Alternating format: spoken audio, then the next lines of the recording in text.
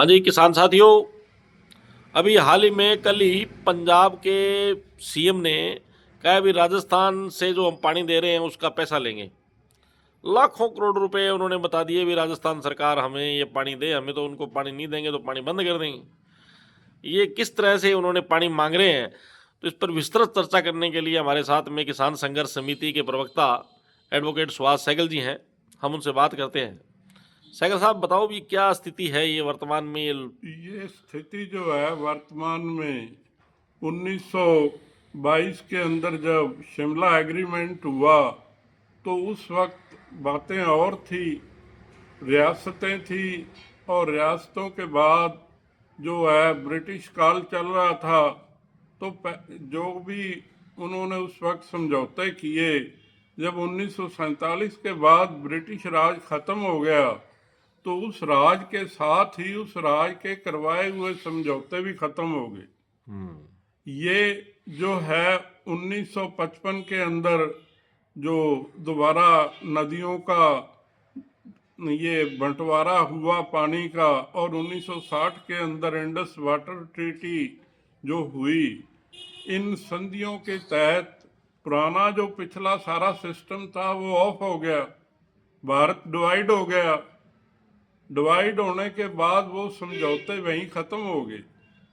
अब जो ये पंजाब वाले कह रहे हैं जी हमें इनसे रॉयल्टी लेनी है बीकानेर कैनाल से, बीकानेर कैनाल ने अपनी जमीन खुद पंजाब से खरीदी है, और पानी की रॉयल्टी जो थी वो रख रखाव का खर्चा था ब्रिटिश गवर्नमेंट के टाइम। लाहौर के अंदर जो था इसका ऑफिस था, और वो ऑफिस खत्म हो गया, लाहौर पाकिस्तान में चला गया, पंजाब दो टुकड़े हो गए। और उसके बाद आज ये कह रहे हैं कि जी हम 60 साल पुराना ये लेंगे वो लेंगे। भाई जब राज ही खत्म हो गए, ब्रिटिश गवर्नमेंट गई, सब कुछ परिवर्तन होने के बाद जो पुराना एग्रीमेंट होता है, जब भी हम व्यवहार में भी कोई एग्रीमेंट करते हैं तो वो पुरानी शर्तें खत्म हो जाती हैं। नया एग्रीमेंट जैसे ही हमने किया तो पुराने का कोई मतलब नहीं। ये पंजाब के जो है राजनीतिक, ये अपनी रोटी चुनावों के अंदर सेकने के लिए, वाहवाही लूटने के लिए, ये पुराने घर मुर्दे कब्रिस्तान में से निकाल निकाल कर लोगों को बहकाना चाहते हैं। अगर ये बात थी तो ये 60 साल के बाद आज तक क्यों, 1960 के बाद क्यों चुप रहे? तो मांगते हर साल, जिसने पैसा दिया होता है वो मांगता है। और रहा पानी का मुद्दा, ये तो जी स्वर्गीय प्रकाश सिंह बादल जी भी गंगानगर आके, गंगानगर राजस्थान का पानी पंजाब और जाकर कहते थे मैं तो, ये तो जगह जगह के अलग बयान होते रहते हैं कि ऐसी कोई बात आपका नहीं। कहने का मतलब है राजनीतिक बयान है ये? राजनीतिक बयान है, स्टंट है। फरवरी 2027 के अंदर पंजाब में चुनाव होने हैं। उन चुनावों में पंजाब की जनता को बहकाकर मान साहब ने ये बयान जारी कर दिया। नहीं, इससे एक तरफ वो कहते हैं कि पानी हम लोग आपसे रॉयल्टी लेंगे नहीं तो पानी बंद कर देंगे। अभी फिरोजपुर फीडर का निर्माण संघ साथ में मिलकर किया है। हर साल हम करोड़ों रुपए रख रखाव के देते हैं। आईजीएनपी जो है उनकी करीब साफ एक सफाई हजार और करोड़ मरम्मत के वो लिए पैसे खर्च देते हैं। कर चुके। फिरोजपुर फीडर पे 55 करोड़ रुपए अब भी दिए हैं, तो क्यों मांगते हैं? सरहंद फीडर जो बनाई उसके 200 करोड़ रुपए वो हमारे से लिया, पानी हम आईजीएनपी के एरिया से ले रहे हैं, नहर से ले रहे हैं।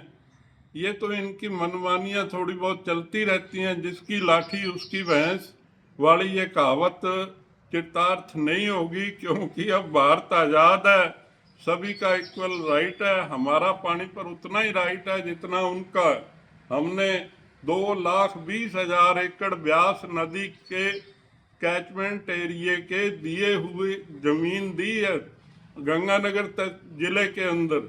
ये किसी से कोई छुपी हुई बात नहीं है। तो बराबर महाराणा प्रताप सागर किस बात के लिए रखा? भी पंजाब ने इस बात पे कैसे सहमति दे दी फिर?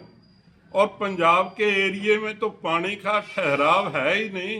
हाँ, पानी तो हिमाचल से आ रहा है। पानी हिमाचल बाउंड्री और जम्मू कश्मीर में श्रीनगर इसका रावी का हिमाचल और जम्मू कश्मीर, हिमाचल में ब्यास, हिमाचल में ही सतलुज बाउंड्री, जहाँ भी डैम बने उसके पावर स्टेशन तो पंजाब ने चालाकी से अपने पास रख लिए, और जो पानी का ठहराव का एरिया जहाँ कुछ होता नहीं होना पैदा वो हिमाचल के पास दे दिया। तो ये कोई ऐसे कई समझौते हमारे हो चुके हैं, हमने पाई पाई दी हुई है इनको, पंजाब को और हिमाचल को। केंद्र सरकार ने पैसा खर्च किया है, कोई अकेला पंजाब ने तो नहीं खर्च किया, भारत सरकार ने हमारे से भी उधर दोनों से को शेयर रहे हैं हम। ये सिर्फ चुनावी स्टंट है मतलब? ये सिर्फ एक चुनावी बयान है, जैसे कैप्टन साहब ने 2004 के अंदर कह जी हमने विधानसभा में मत पास कर दिया, प्रस्ताव पास कर दिया राजस्थान को पानी नहीं देंगे। पानी तो आज भी ले रहे हैं और कल भी लेंगे। ठीक है सर।